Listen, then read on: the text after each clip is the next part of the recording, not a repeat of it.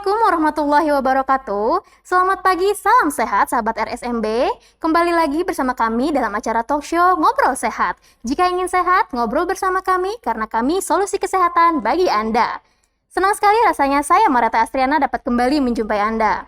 Sebelumnya, pada pagi hari ini bertepatan dengan tanggal 11 Syawal 1443 Hijriah, kami dari seluruh tim talk show Ngobrol Sehat ingin mengucapkan taqabbalallahu minna wa minkum, mohon maaf lahir dan batin.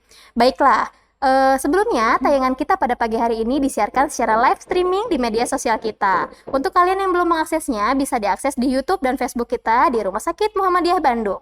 Dan juga di Instagramnya di @rs_muhammadiyah_bandung. Baiklah, tentunya dalam beberapa waktu ke depan, saya akan ditemani oleh seorang narasumber kita untuk membahas tema kita pada pagi hari ini, yaitu keseimbangan gizi pasca Ramadan di masa pandemi. Tanpa menunggu lama lagi, di sebelah saya telah hadir seorang narasumber kita, yaitu Ibu Alia Sofaka Permanadita SGZ RD sebagai Koordinator Asuhan Gizi. Assalamualaikum Ibu. Waalaikumsalam warahmatullahi wabarakatuh. Bu Alia, bagaimana kabarnya pada pagi hari ini, sehat? Alhamdulillah luar biasa. Alhamdulillah luar biasa. Semangat Bu ya? Semangat. Semangat. Oke. Baik Bu, menyangkut dengan tema kita pada pagi hari ini mengenai keseimbangan gizi pasca Ramadan di masa pandemi. Mungkin bisa dijelaskan kembali Bu mengenai tema tersebut. Baik Teh Mareta dan sahabat sehat semua. Pada masa pandemi ini kita juga sekarang alhamdulillah sudah bisa mudik bersama ya Teh ya di Hari Raya Idul Fitri. Dan sekarang udah hari ke-11 nih Teh. Ke-11. Nah, tentunya di mudik-mudik kemarin juga ada beberapa tradisi nih Teh. Kalau misalnya kita lebaran, yang pertama mudik ya. Mudik itu tujuannya yang pertama mungkin untuk berkumpul dan bersilaturahmi. Tapi tentunya berkumpul dan bersilaturahmi nggak asik tuh kalau nggak ada hidangan-hidangan ya Teh ya. Sekali. Iya, ada beberapa khas hidangan hari raya. Iya. Teh Mareta punya hidangan apa aja kemarin Teh? Kalau saya Bu, semuanya saya makan. Iya. Tidak ada pengecualian. Oke, baik. Biasanya nih Teh ya, secara umum di Jawa Barat, di Indonesia gitu ya, hidangan hari raya itu tidak lepas dari hidangan khas, terutama ketupat ya. Betul. Ada ketupat dan teman-temannya tuh Teh. Ada opor, kemudian ada rendang, ada kentang, sambal goreng kentang gitu ya. Tak lupa juga kerupuk dan cemilan-cemilan ya. Jadi begitu banyak hidangan khas lebaran yang sudah disiapkan gitu ya. Nah, Teh Mareta untuk kue-kuenya punya apa aja nih di rumah? Oh, saya kue-kuenya banyak yang manis-manis ya Bu ya, yang mengandung gula-gula gitu ya. Gurih gitu kan. Iya. Apa banyak pokoknya Bu. Punya buah-buahan nggak Teh Mareta? Buah-buah. Oh, jarang. Ya nggak ada Bu. Nah, itu kadang-kadang kita hidangan-hidangan yang kita sajikan itu suka melupakan buah-buahan dan sayurannya Teh. Iya betul sekali. Nah, kalau kita amati nih ya Teh ya, ternyata hidangan-hidangan khas lebaran itu biasanya tinggi lemak Teh. Karena biasanya berbahan dasarnya santan ya, ada campuran-campuran santan yang santan-santan kental yang tentunya membuat cita rasa makanannya menjadi lebih enak. Begitu juga dengan lemak.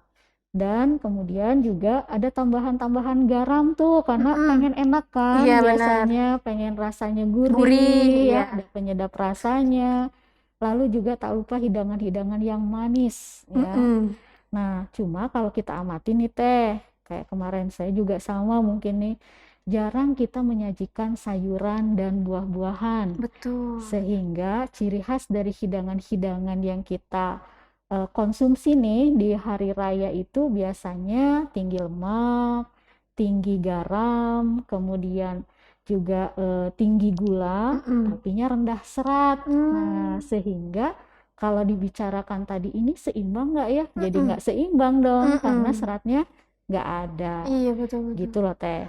Nah, fenomena ini Teh di masa hari raya ini, ketika kita kumpul-kumpul dengan keluarga, kemudian kita bersilaturahmi, akan membuat perubahan nih Teh.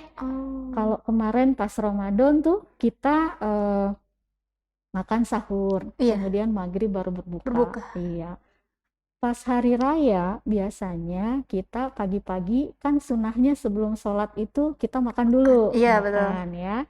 Nanti setelah selesai hari raya suka ada rasa lapar ya, padahal laparnya mungkin lapar mata tuh, Iya, suka pengen cemil iya ini, cemil itu gitu betul. ya, sehingga fenomena yang terjadi adalah asupannya jadi tidak terkontrol tuh Teh. Kemudian nanti berkunjunglah ke family A, kita nyicip yang ini, ke family B nyicip Betul, yang ini gitu iya. ya. Nah, jadi ada beberapa fenomena dari hari raya ini. Yang pertama adalah asupannya jadi berlebih.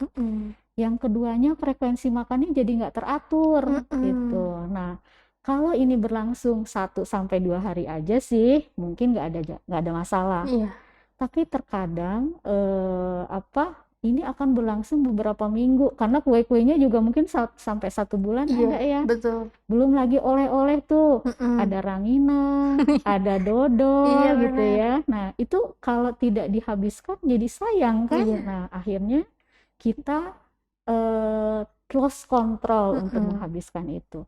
Nah, dampaknya apa sih Teh kalau misalnya terjadi seperti itu? Nah, ini akan memungkinkan terjadinya peningkatan berat badan tuh. Iya. Nah, ini juga ada penelitiannya Teh Mareta. Oh, Iya, tapi ini diteliti oleh orang luar. iya, iya. Ya, jadi tahun 2014 itu Good et al. Itu meneliti apa sih dampak dari saum Ramadan ini, siam Ramadan ya. Ternyata menurut Good et al. Tahun 2014, tapi ini di Inggris nih. Oke, Di Indonesia belum ada belum ternyata ada. penelitiannya, atau mungkin saya juga belum menemukan hasil penelitiannya. Nah, terjadi penurunan berat badan pada Muslim yang menjalani bulan Ramadan. Itu pada pria, itu penurunan berat badannya sekitar 0,7 sampai dengan 1,34 kilogram. Oh, Jadi kalau misalnya Muslim melakukan saum Ramadan itu pasti turun berat badannya. oh, Iya, karena teratur iya, makannya, iya, iya. porsinya juga terukur gitu ya Teh ya. Nah, pada wanita berapa? Pada wanita itu ternyata hanya 0,8. Jadi Oh, kalau pada laki-laki tuh tadi sampai 1 satu, sampai 1,34 ya. iya, Kalau pada perempuan itu 0,8 8. penurunannya dalam 1 bulan. Itu di Inggris ya. Oke, nah di Indonesia kita belum punya datanya. Jadi, tapi menurut Cool et al. Ini berat badannya akan kembali seperti biasa yang tadi udah turun Iya. tuh setelah 4 sampai 5 minggu kemudian. Oh, Jadi balik lagi iya, gitu, iya, yang iya, tadi iya. udah turun kemudian balik Kembali lagi ke lagi gitu. angsa gitu. Nah, ternyata penelitiannya nggak sampai di sini. Tahun 2017 itu NATSPAC juga melakukan penelitian bagaimana respon pasca lebaran ini. Jadi menurut NATSPAC itu terjadi perubahan berat badan, dalam arti meningkat ya berat badannya setelah 1 bulan pasca Ramadan. Jadi memang ketika kita tadi punya tradisi, kemudian ada perubahan, ada fenomena-fenomena tadi yang memungkinkan terjadinya peningkatan berat badan. Iya, Penelitiannya sudah mendukung tuh Teh. iya. Artinya ada ketidakseimbangan asupan nutrisi di sini. Oke, oke. Iya, karena kalau dikatakan asupan gizi yang seimbang itu antara kebutuhan dan asupan itu sama gitu. Oke. Nah, sekarang kalau kita jadi berlebih nih, Iya, berarti ada yang asupan yang lebih nih, iya. karena ada yang disimpan ternyata. Jadi tidak sama. Jadi tidak sama, jadi nggak seimbang. Nah, kalau ini dibiarkan dalam jangka waktu lama, tidak menutup kemungkinan berat badan kita akan terus bertambah, kemudian menjadi overweight, Iya, menjadi iya. obesitas, dan akan memicu terjadinya penyakit-penyakit degeneratif Teh, gitu Teh Jadi Marita. dimulai dari adanya fenomena seperti ini juga bisa membuat perubahan Bu ya pada diri kita Betul, mungkin ya kalau kita iya. tidak pandai menjaganya. Betul, Baik Bu, betul. keterkaitan dengan itu kalau setelah Lebaran sebenarnya apa sih Bu yang harus diperhatikan untuk kita biar terkait keseimbangan gizi kita itu Bu? Jadi kalau setelah Lebaran mungkin kita euforia ya di Iya, hari pertama, betul, hari kedua, hari ketiga gitu ya. Kita bersilaturahmi, nggak apa-apa, nikmati saja gitu ya. Hanya jangan menjadi keterusan gitu Iya. ya. Nah, jadi sebaiknya kita tetap kembali Mm-mm. ke 4 pilar gizi seimbang gitu. Apa Keempat. aja sih 4 Mm-mm. pilar itu gitu ya? Yang pertama, kita membiasakan makan makanan yang beraneka ragam. Mm-mm. Yang kedua, membiasakan perilaku hidup bersih dan sehat. Oke. Terutama masa pandemi nih, Masa Teh. pandemi, Iya. betul-betul. Sekarang pemerintah aja Mm-mm. kemarin mudik aman dan sehat. Mm-mm. Nah, sama di bidang kesehatan, terutama di bidang gizi juga sama. Setelah mudik, kita harus tetap aman dan tetap sehat. Jadi, perilaku hidup sehat, perilaku hidup bersih harus tetap dijaga di masa pandemi ini. Mm-mm. Kemudian yang ketiganya adalah terkait dengan aktivitas fisik dan olahraga, jangan lupa gitu Oke. ya. Biasanya kan kalau kita kumpul sama keluarga jadi mager tuh Teh. Mager banget Senangnya nih. ngumpul, Iya, iya ya. benar-benar. Kemudian leye-leye Iya, gitu iya, ya. iya. Nah, itu tetap harus kita reschedule lagi Mm-mm. tuh Mm-mm. aktivitas Mm-mm. fisiknya, Mm-mm. kemudian olahraga karena aktivitas fisik dan olahraga berbeda Teh. Iya, iya. Oke, yang keempat adalah tetap memantau atau mempertahankan berat badan. Jadi, kalau yang berat badannya normal, ya berarti dipertahankan. Tapi kalau yang udah mulai naik-naik nih ya, mungkin udah naiknya 0,5 kilo gitu ya, atau udah mulai 1 kilo, nah berarti kita harus Mm-mm. pantau nih, lihat lagi Mm-mm. apakah kita kurang aktivitas fisiknya Iya. atau asupan makanannya yang harus kita pantau Oh. ulang gitu Iya. Teh. Kalau begitu gitu Bu ya, seperti gimana sih Bu pola makan yang baik gitu bagi keseimbangan gizi kita gitu untuk memilah-milihnya itu seperti apa gitu Bu? Tadi ya Teh ya, kita biasanya agak sulit nih ya, karena Mm-mm. lingkungannya kan lagi Iya enak-enaknya nih. benar. Heeh. Jadi ada tipsnya nih Teh. Oh ada Iya, tipsnya. ada tipsnya. Yang pertama, melakukan pemilihan makanan ya, Oke. pemilihan bahan makanan. Jadi bahan makanan yang kayak gimana sih gitu ya. Jadi kalau misalnya berupa daging nih, daging ayam, mungkin kita nggak akan pakai kulitnya. Oh. Karena ternyata Teh Mareta dan sahabat sehat semua, daging ayam yang tanpa kulit dan dengan kulit itu bedanya jauh. Oh gitu. Iya, ada kalau di gizi itu kita biasanya bahan makanan itu akan dilihat komposisi zat gizinya. Mm-mm. Nah, berdasarkan daftar penukar bahan makanan nih, analisis zat gizinya, 40 gram ayam tanpa kulit itu lemaknya cuma 2 gram Teh. Oke. Nah, tapi kalau 40 gram ayam dengan kulit, mungkin bagian sayap gitu ya, itu lemaknya 13 gram. Wah. Jadi kalau kita senangnya sayap ayam dibandingkan dengan daging Iya. daging ayam yang Iya, iya, filet iya. gitu ya, itu selisihnya 11 gram. Itu Oh. gambarannya seperti apa sih? Sama dengan kita minum 1 sendok makan minyak gitu. Besar juga ya kandungannya ya. Ya, gitu. Jadi memang tadi kita perlu memilih gitu ya. Jadi kalau daging ayam usahakan sih di bagian dada gitu ya. Atau minimal kalau misalnya tidak memungkinkan ya kulitnya nggak dimakan gitu ya. Sulit karena kulit bagian enak ya. Nah, kadang-kadang kulitnya kan jadi cemilan Iya. kalau kita ya. Iya banget, iya Oke. banget. Saya Nah, termasuk artinya penyuka. perlu bijak memilih tuh Iya, Teh. iya, iya. Nah, kemudian yang kedua kalau daging sapi mungkin bagian khas ya. Tapi kan kita sekarang lagi tren tuh iga ya. Betul, betul, betul. Dan bagian-bagian sapi yang berlemak lainnya yang Iya. kemudian jadi kuliner-kuliner yang booming pada saat ini. Boleh enggak sih? Ya boleh aja sih, tapi tidak terlalu sering Iya, iya. gitu.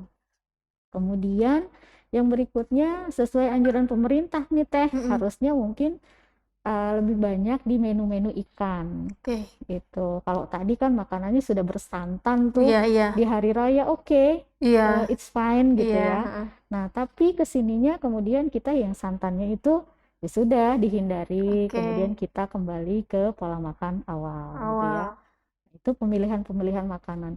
Dan kemudian ada terkait dengan santan Teh. Sebetulnya untuk santan sendiri tidak harus juga dengan menggunakan santan. Bisa diganti dengan misalnya susu rendah lemak, susu Oh. skim gitu. Jadi ketika misalnya di resepnya ada santan, kita coba pakai yang lebih aman ya, itu bisa menggunakan creamer atau bisa menggunakan susu skim atau susu rendah lemak Oke. gitu. Tentunya Bu Alia kan ketika kita di bulan suci Ramadan dan setelahnya kan berbeda ya, pola makan berbeda, pola mungkin beberapa kebiasaan pun berbeda. Nah, bagaimana sih Bu kebutuhan gizi kita itu agar bisa terpenuhi setelah adanya peralihan dari bulan puasa menuju bulan yang setelahnya gitu? Oke. Nah, kalau pada bulan Ramadan nih Teh, ada penelitian juga Teh. Jadi ternyata pada bulan Ramadan itu aktivitas kita itu lebih banyak di malam hari. Jadi peningkatan aktivitas pengeluaran energi itu pada malam hari di bulan Ramadan. Nah, tetapi setelah bulan pasca Ramadan itu aktivitas seperti biasa banyak di siang hari. Jadi, ada perubahan nggak sebetulnya? Kalau kita lihat kebutuhan, karena tadi kan harus sesuai tuh asupan dengan kebutuhan. Nah, kita tinggal menghitung aja kebutuhan kita gitu. Jadi kebutuhan kalau misalnya cara cepatnya nih Teh ya, kalau untuk laki-laki 30 kilokalori per kilogram berat badan. 30. Ya, kalau untuk perempuan 25 kilokalori per kilogram berat badan gitu. Itu cara cepatnya. Tapi nanti kalau aktivitas kita ternyata kita ada olahraga atau lain-lain, nah mungkin itu bisa ditambah gitu. Nanti bisa konsul dengan ahli gizi di Rumah Sakit Muhammadiyah Bandung. Kalau kita pengen tahu sebetulnya kebutuhan berapa sih gitu ya. Tapi ada yang lebih mudah lagi Teh. Kita ada punya angka kecukupan gizi. Nah, itu bisa di-download juga. Jadi misalnya usia kita berapa, nanti kebutuhan energi kita berapa, proteinnya berapa gitu. Jadi Bisa ya? ada angka kecukupan, ada angka kebutuhan. Kalau misalnya kita kondisi sehat nih, cukup, kita mengetahui kecukupan kita berapa, maka kita gunakan AKG, angka kecukupan gizi. Tapi kalau kita pengen tahu kebutuhan, pengen detail sebetulnya kita pengennya segimana, mangga silahkan hubungi ahli gizi di Rumah Sakit Muhammadiyah Bandung. Iya. Baik. Kalau untuk melihat dari pola hidup, misalnya terukur nggak sih Bu? Misalkan dari gaya cara kita menata pola makan, cara kita gaya hidup, itu apakah bisa terlihat apakah kebutuhannya cukup segini nih atau belum terukur sebelum kita konsultasi ke gizi gitu? Oke. Nah, sebetulnya nanti tolak ukurnya adalah di berat badan Teh. Iya, jadi kalau misalnya berat badan kita normal nih gitu ya, kemudian kita juga bugar, perilaku kita juga sehat gitu ya, itu sebetulnya sudah cukup gitu ya. Jadi misalnya kalau berat badan kita, nah ini ada pengukuran nih Teh, ada namanya indeks massa tubuh, IMT. Iya. Nanti cara mengukurnya gimana? Itu berat badan dibagi tinggi badan dalam meter, itu dikuadratkan gitu. Jadi misalnya kita berat badannya 50, tinggi badannya 150 cm. Maka nanti 50 dibagi 1,5 karena harus dalam meter Teh. Ya, 1,5 kuadrat. Nah, kalau kita hitung 50 1,5 kuadrat itu kan kurang lebih 2,25. Iya. Ya. Nah, kalau kita nanti 50 dibagi 2,25 itu sekitar 20 sekian. Nah, nanti ada angkanya, ada klasifikasinya. Kalau berat badannya di bawah 25 IMT-nya, kalau IMT di bawah 25 itu berarti normal. Kalau 25 sampai 27 itu berarti overweight. Nah, kalau lewat dari 27 berarti obesitas. Itu berdasarkan Kemenkes RI. Jadi dikeluarkan berdasarkan Kementerian Kesehatan. Nanti kalau rujukannya berdasarkan WHO, lain lagi angkanya gitu. Nah, itu Teh Mareta. Jadi kalau kita pengen tahu kita sebetulnya sudah cukup belum sih gitu ya. Ya tinggal ukur aja. Ukur itu ya. IMT kita udah sesuai belum, normal belum. Tapi kalau ternyata kita lebih nih, pengen nurunin atau justru kita IMT-nya kurang misalnya. Biasanya IMT kurang itu kalau IMT-nya kurang dari 18,5. Jadi kalau hasil perhitungan tadi 18,5, nah berarti itu berat badannya kurang. Nah, kita misalnya kok jadi terganggu nih, jadi cepet capek, sering sakit gitu ya, berarti boleh tuh kita berkunjung ke ahli gizi Gizi, di Rumah Sakit Muhammadiyah Mm-mm. Bandung. Gitu. Baik. Sebetulnya kan kalau dilihat dari pola makan gitu Bu ya, kadang kan memang kita tidak boleh berlebihan dalam mengkonsumsi suatu bahan-bahan tertentu nih Bu ya. Nah, seperti kita makan nih, kira-kira kalau misalkan pola hidup seperti itu, misalkan ada kan kalau tidak boleh terlalu banyak garam, tidak boleh terlalu banyak gula, tapi kalau kita menyukai, kadang kayak ada yang suka pedas, ada yang sukanya asin, itu apakah akan berimbas sangat fatal atau dia juga harus perlahan-lahan baru terasa nanti atau bagaimana Bu? Iya, efek dari sesuatu yang berlebihan pasti akan berdampak ya. Tapi kita harusnya sih tidak mengharapkan sampai ke yang negatif gitu ya. Sehingga pemerintah sudah mengeluarkan pedoman gizi seimbang. Oke. Iya, jadi kalau misalnya nanti Teh Mareta itu atau misalnya sahabat sehat semua bisa di-download tuh di Google, ada tumpeng gizi seimbang atau pedoman gizi seimbang. Iya. Di sana pemerintah sudah mengarahkan nih kepada masyarakat ya. Nah, ini tumpengnya. Di situ tadi 4 pilar yang sudah saya sebutkan. Iya. Harus membiasakan mengkonsumsi makan makanan yang beraneka ragam. Yang keduanya adalah pola hidup ya yang bersih dan sehat, kemudian itu pola hidup aktif dan olahraga, kemudian memantau berat badan. Itu dasarnya. Dasarnya itu. Iya. Nah, sekarang terkait dengan keanekaragaman makanan gimana? Tadi kata Teh Mareta, saya suka pedas, iya. saya suka yang gurih-gurih gitu ya. Nah, itu juga ada panduannya. Jadi di piramida makanan ini yang pertama setelah tadi pilar dasarnya Teh, minimal konsumsi minum air putih 8 gelas sehari ya. Kemudian nanti bahan makanan pokoknya entah itu nasi, kemudian kentang, lalu juga jagung ya atau misalnya roti, itu kurang lebih 3 sampai 4 porsi sehari. Segimana sih 3 sampai 4 porsinya gitu ya. Jadi kalau nasi tuh satu porsinya kurang lebih 100 gram. Jadi kalau misalnya 4 porsi ya berarti 400 gram. Jadi kalau dibagi 3 kali makan, mungkin makan pagi 100 gram, makan siang 150, makan malamnya 150. Nah, itu untuk nasi. Tapi jangan gini, kita misalnya makan pagi selamat nih, nasi 100 gram, makan siang nasi 150 gram.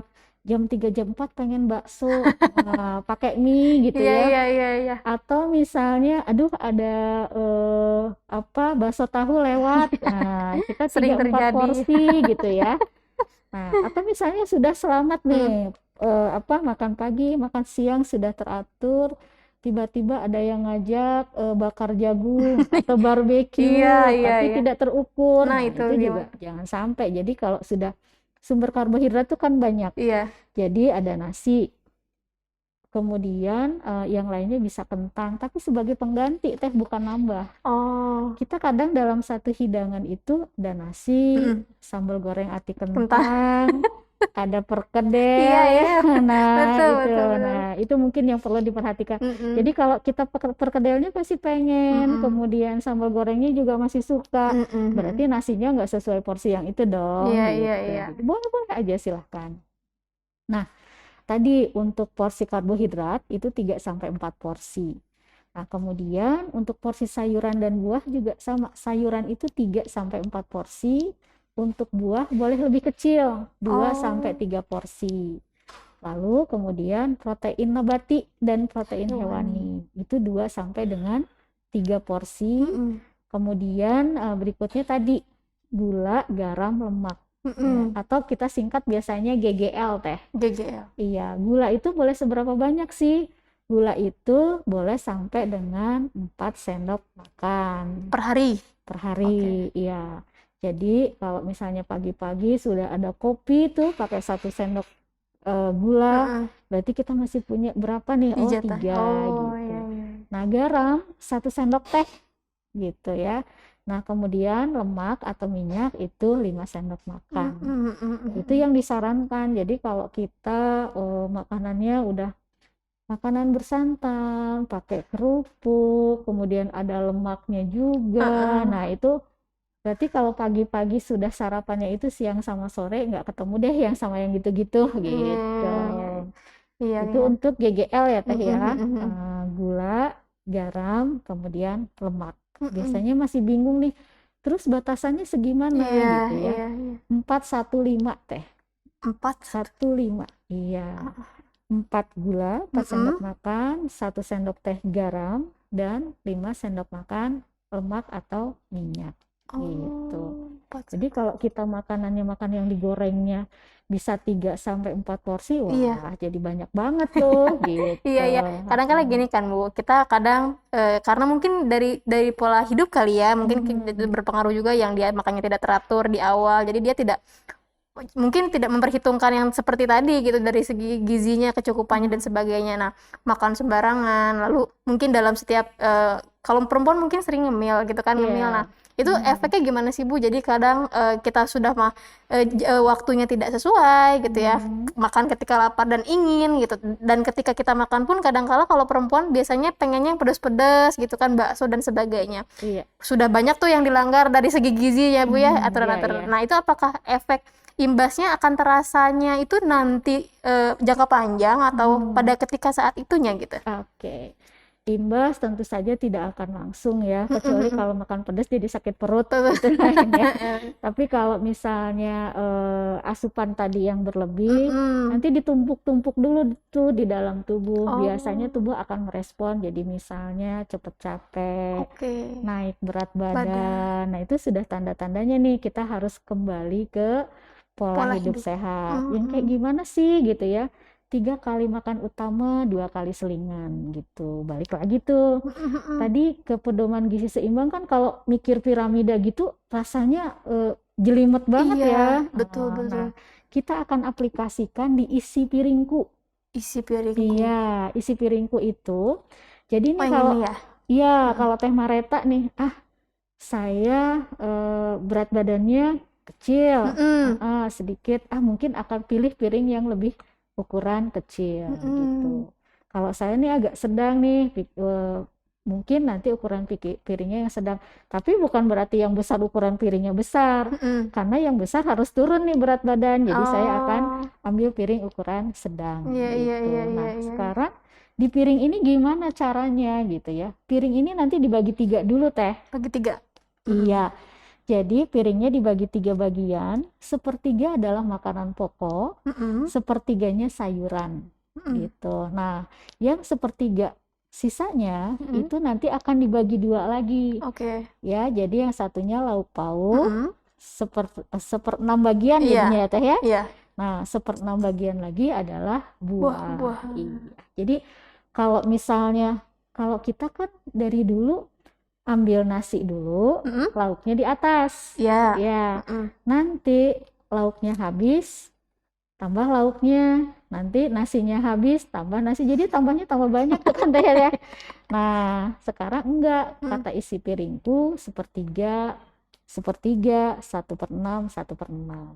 Itu Teh. Mm-mm. Jadi lebih mudah untuk nanti aplikasinya. Mm-mm. Jadi kalau kita sekarang ambil piring, tinggal mengukur diri kita. Saya kira-kira kalau mau turun berat badan, ukuran piringnya lebih kecil dong, gitu ya.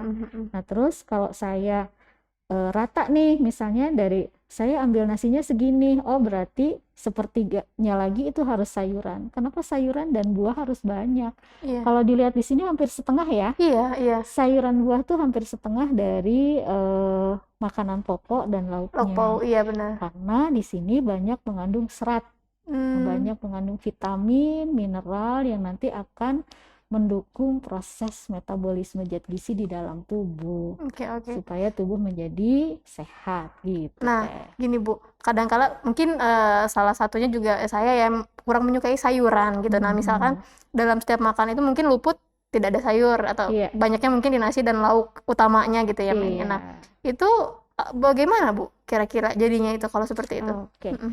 Jadi konsumsi aneka ragam kita manusia pasti terlepas dari rasa suka Suka, dan iya, tidak suka. betul betul. Iya, nggak apa-apa. Yang Mm-mm. penting nanti ada penggantinya. Oh, Ada substitusinya. Jadi kalau nggak suka sayuran, yang berarti buah-buahan yang dibanyakin Oh, gitu. mengisi bagian dari sayuran yang kosong itu. Betul. Oh. Atau menambahkan sayuran ke dalam resep menu yang lain. Jadi misalnya nih, sayurannya dicampurkan aja ke misalnya proses pengolahan nabati. Misalnya pepes tahu, nanti pakai sayurannya ditambahkan wortel atau ditambahkan zat gizi lain. Atau mungkin kita bikin rolade dari ayam, misalnya ada buncisnya. Boleh divariasikan seperti itu sehingga tidak terasa bahwa kita Makan mengkonsumsi sayuran. sayur. Iya, Kadang-kadang iya. kan jadi karena tidak terbiasa jadi suka, aduh udah nggak mau duluan deh gitu Betul, ya betul, lihat betul. sayurnya Iya, gitu. benar. Nah nanti kita akan kejar asupan seratnya itu di buah-buahan. Buah-buahan. Iya. Nah gimana caranya sih Teh Mareta? Untuk serat itu kebutuhannya sebetulnya untuk orang Indonesia itu 25 gram. Oke. Seberapa banyak sih gitu ya. Jadi untuk sayuran tadi dalam satu hari itu 3-4 porsi, untuk buah itu 2-3 porsi. Kalau kita ambil minimal berarti kita ambil sayuran misalnya 3 porsi nih. Untuk buahnya jadi 2 porsi, jadi total dalam satu hari itu 5 porsi. Karena kita nggak suka sayur. Nah, gimana caranya? Ya buah boleh. Buah misalnya 4 porsi, sayurannya 1 porsi. Itu boleh seperti itu. Nah, bagaimana sih cara tahu porsi buah? Iya. Nanti sahabat sehat, Teh Mareta, itu juga bisa lihat di daftar penukar bahan makanan. Itu ada banyak. Sekarang semua tinggal live in hand, tinggal ketik aja gitu ya, klik aja daftar penukar bahan makanan. Nah, kalau misalnya untuk pepaya misalnya itu kurang lebih satu porsinya sekitar 190 gram gitu. Nah, untuk misalnya kita pengennya jeruk nih, jeruk itu kurang lebih 110 gram per porsinya. Aduh, harus digram-gram, repot gitu ya. Keburu lapar. Nah, keburu lapar. Kita berpikir praktis aja. Iya. Misalnya dalam jeruk kita ambil yang 1 kilo isi 7 misalkan. Berarti kan kurang lebih sekitar 125 gram gitu ya, atau 130. Dikupas kulit itu kurang lebih berat bersihnya mungkin di 110 gram gitu. Jadi kita ambil yang praktisnya. Teh Mareta sukanya apa? Buah-buahan? Apa ya? Banyak, Bu. Boleh misalnya kayak kurma. Kurma itu kategori buah. Suka nggak? Enggak. Padahal bagus loh. Oh, gitu. Iya. Kurma itu 1 porsi sesuai sunnah Rasul, 3 buah gitu ya. Kemudian tadi jeruk yang 1 kilo isi 7, 1 porsinya adalah 1 buah. Lalu kalau pepaya, melon, kemudian semangka itu kurang lebih 200 gram ya. Lalu ada lagi anggur. Ya, anggur kurang lebih 10-15 biji ukuran sedang. Nah, Bu, keterkaitan buah nih, kadang-kala kan kita ketika menyukai suatu buah, makan tuh cukup banyak ya si buahnya itu. Nah, apakah boleh gitu mengkonsumsi buah-buahan dalam kurun banyak gitu? Dalam porsi banyak tentunya semuanya juga terukur. Ya. Terlalu banyak juga nggak boleh. Kalau tadi misalnya targetnya minimal 5 porsi, maksimalnya mungkin 8 porsi. Kalau kebanyakan juga si saluran cerna seratnya berlebih nanti malah merangsang peristaltik tuh. Jadi sakit perut, jadi kembung ya kalau terlalu banyak. Tapi sebaiknya sih beraneka ragam. Apakah buah-buahannya diberikan dibuat salad misalnya, atau dibuat puding, atau dibuat campuran minuman, silahkan gitu. Jadi variasi makanannya bisa diolah sesuai selera. Tapi kalau misalnya hanya menyukai satu saja, tidak memenuhi prinsip keanekaragaman makanan tadi. Tidak memenuhi ya. Iya. Meskipun dia makan buah gitu ya. Jadi memang harus bervariasi dan harus dengan takaran yang seimbang mungkinnya, tidak berlebih gitu Bu ya. Iya, semuanya harus cukup. Iya. Nah, kadang kala memang kita kan luput ya Bu, cukup menurut kita belum tentu cukup menurut orang lain gitu kan. Jadi kadang suka tidak terkontrol gitu. Nah, mungkin hal ini yang kadangkala menjadi dampaknya pada berat badan seseorang gitu ya. Ada yang Betul. overweight, ada yang mungkin kurang underweight gitu ya. Iya. Baik Bu, kalau terkait ini suplemen mungkin ya, Mm. apakah suplemen itu diperlukan untuk tubuh kita gitu Bu? Oke, tadi indikatornya Teh Mareta. Jadi kalau misalnya kita misalnya kondisi setelah sakit, mungkin suplemen diperlukan. Atau misalnya aktivitas kita banyak, ya, yang sekiranya menguras tenaga, mungkin suplemen diperlukan. Atau misalnya ketika sekarang masa pandemi, kita asupannya kurang seimbang, itu suplemen juga diperlukan. Jadi pada saat mana sih kita memerlukan suplemen? Jadi tidak setiap saat Iya. kita harus mengkonsumsi suplemen. Dan satu lagi Teh Mareta, kalau misalnya asupan kita beragam, beraneka ragam, sehingga terpenuhi semuanya, sebetulnya suplemen tidak dibutuhkan. Oke. Iya, karena lebih baik mengkonsumsi makanan yang alami, sehingga lebih mudah diserap dan digunakan oleh tubuh gitu. Jadi balik lagi bagaimana kondisi tubuh kita, imun kita yang aware terhadap diri kita, Bu, seperti itu Bu ya. Iya, betul. Baik sekali, cukup menarik tema kita pada pagi hari ini. Mungkin Bu, terakhir nih, kira-kira menyangkut tema ini, apa yang ingin Ibu sampaikan kepada sahabat RSMB di rumah? Oke, kepada sahabat sehat semua, kami dari Rumah Sakit Muhammadiyah mengajak sahabat sehat untuk selalu melakukan atau melaksanakan asupan makanan sesuai dengan gizi yang seimbang, yaitu mengacu pada pedoman gizi seimbang yang aplikasinya ada pada isi piringku. Gitu, Teh Mareta. Baik. Cukup menarik sekali Ibu temanya mengenai keseimbangan gizi yang tadinya kita tidak tahu menjadi tahu, Ibu. Mungkin cukup sekian materi yang pada hari ini disampaikan. Terima kasih Bu Alia atas waktunya. Semoga Sama-sama, Teh Mareta. informasi dari Ibu memberikan kami semua sahabat RSMB manfaat, pengetahuan dan ilmu yang berlebih. Amin. Baik. Amin. Terima kasih Bu Alia ya. Sehat terus, sukses Mangga, terus. mangga, Ya. mangga, amin. Baiklah sahabat RSMB, tidak terasa kita telah berada di penghujung acara. Semoga tayangan kita pada pagi hari ini bisa memberikan manfaat bagi seluruh sahabat RSMB yang menonton. Jangan lupa untuk selalu menyaksikan tayangan talkshow kami setiap hari Kamis pada pukul 13.45 sampai dengan 14.30 waktu Indonesia bagian Barat. Akhir kata, saya Mareta Astriana pamit undur diri. Wassalamualaikum warahmatullahi wabarakatuh.